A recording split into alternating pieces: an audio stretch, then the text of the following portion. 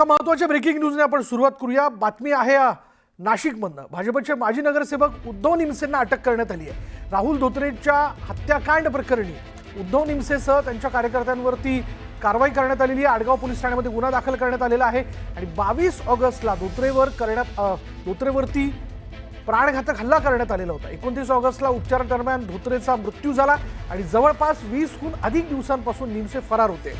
पोलिसांची 4 पथकं त्यांच्या मागावरती होती आणि निमसे स्वतःहून हजर झाल्याची प्राथमिक माहिती मिळते। त्यामुळे नाशिकमधलं हे चर्चेत असणारं प्रकरण करण्यामध्ये भाजपचा एक माजी नगरसेवक ज्याचं नाव उद्धव निमसे असं आहे त्याला अटक करण्यात आली आहे। राहुल धोत्रे नावाच्या व्यक्तीवरती प्राणघातक हल्ला करण्यात आलेला होता।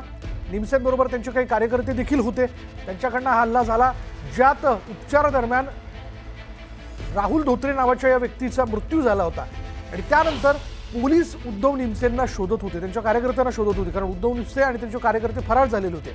अखेर आपण जर बघितलं तर 29 ऑगस्टला म्हणजे 22 ऑगस्टला धोत्रेवरती हल्ला झाला आणि 29 ऑगस्टला या राहुल धोत्रेचा मृत्यू झालेला होता। त्यानंतर आता या क्षणापर्यंत उद्धव निमसे जे आहेत ते 20हून अधिक दिवसांपासून फरार होते। अखेर त्यांनी पोलिसांना ते सरेंडर झालेत अशी प्राथमिक माहिती मिळते आणि त्यांच्या विरोधात पोलीस ठाण्यामध्ये गुन्हा दाखल करण्यात आलेला आहे। अर्थात हा हल्ला का करण्यात आला, कोणत्या वादातनं हा झाला होता, या पाठीमागे नेमकं कारण काय याचा सगळा तपास जो आहे तो पोलीस करतील।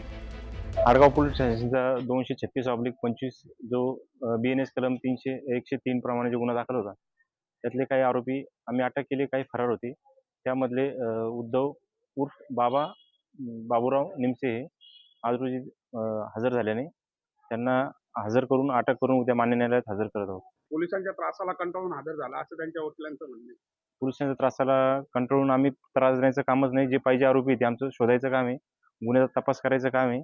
वैयक्तिक पोलिसांनी कोणाला त्रास दिलेला नाही, फक्त आरोपी शोधायचं काम आम्ही विचारपूस केलेली आहे त्यांच्या। काही राजकीय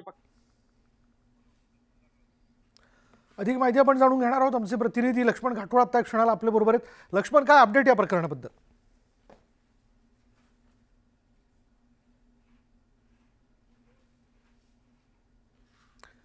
लक्ष्मण, तुझ्यापर्यंत माझा आवाज पोहोचतोय?